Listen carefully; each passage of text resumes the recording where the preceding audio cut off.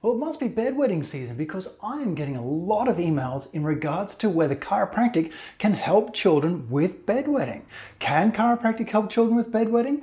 Well, according to a report that came out in 2019, maybe yes, but there's still some more research needed to do with this.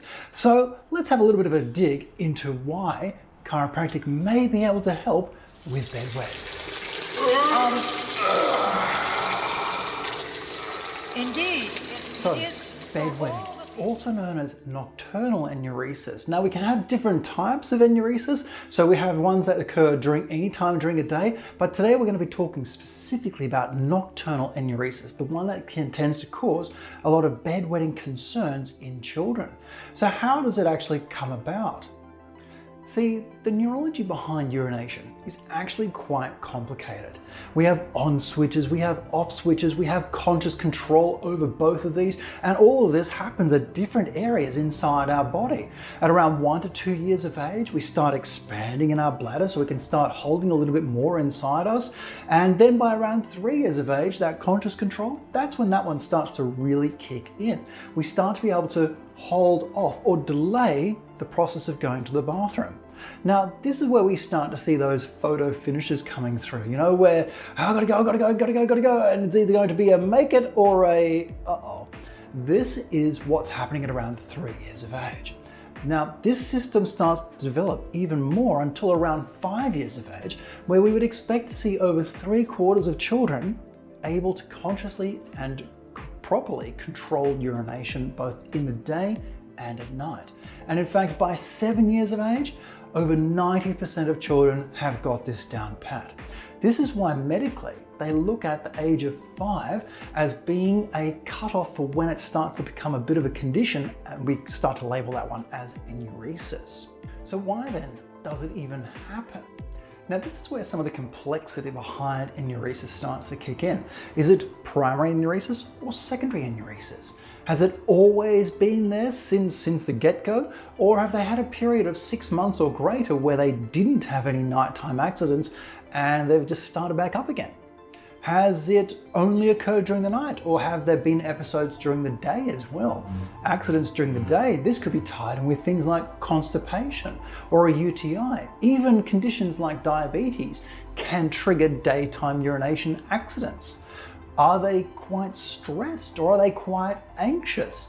How many times have you needed to do a nervous pee before doing something? A kid who's anxious might be needing to pee more frequently. Are they even snoring overnight? See, snoring is linked to a condition known as obstructive sleep apnea. Obstructive sleep apnea means we're not sleeping, we're not getting the breathing thing going so well at nighttime. And when you don't do that properly, you don't release the proper hormones at night that concentrate your pee. And the next thing you know is you've got more pee than what you can hold in your bladder, and it's got to go somewhere, so out she comes. Ultimately, it comes down to only a few things: the amount of urine being produced, the size of your bladder, and how well you can detect your bladder being full. And this is where manual therapy comes in. So manual therapy fits in with tone. Now, I've talked about tone previously, and I used a piece of string, and I'm going to do this thing where I point up over here and say, look, I'm going to hopefully get a thingy popping up over there and you can listen to that, but hey, I'm going to talk about it now anyway. So tone is your body's ability to feel things, okay? So if you don't have high tone, it means we require a lot of stretch before we start to feel that tone kicking in. Now, what if you're the bladder? If you're the bladder and you're normally this full, okay, and you get up to that point, the brain goes, you know what, I'm kind of full. I probably need to go pee and get things out of me, otherwise things are not going to go well. Now, you feel that one and you're toddled off to the bathroom, everything's happy. What if you get to this point and you've not actually felt it? The tone of your muscle is so low that it's not actually detecting that stretch and that detrusor muscle that covers around your bladder, and it goes a little bit further. The next thing we know is that's where we start to just, out she comes. You can see this one in a lot of kids. Actually, it's the kids who kind of are fine. Oh, I gotta go pee right now. It's because they've reached that point where their tone has clicked over into their system and let them know that actually they're bursting. So if we don't have adequate tone, This may actually reflect in that we can't perceive the sensation of being full. And guess what?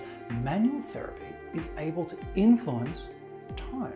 Now we can go beyond that as well. So we talk about tone, but what about those on-off switches that I was talking about? Now we have these switches located inside our neck, the upper part of our lower back, and within our tailbone. Each of these ones influences a different function of our neurology.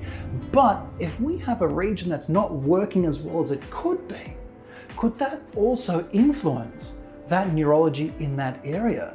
This is one of the theories behind how chiropractic and other manual therapies may be able to influence your child's control of bedwetting as well.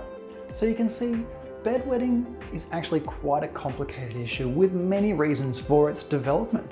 And if you've got a child who has a bit of bedwetting going on, well then have a chat to your healthcare practitioner. A trial of treatment of manual therapy may be helpful, as it may help with either the tone side of things or those musculoskeletal components that could be changing local neurology.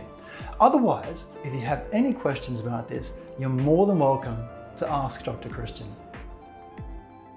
Oh! I knew you were going to ask about this. Next time we talk on this topic, I'll be sure to discuss how primitive reflexes fit into this whole picture. Stay tuned.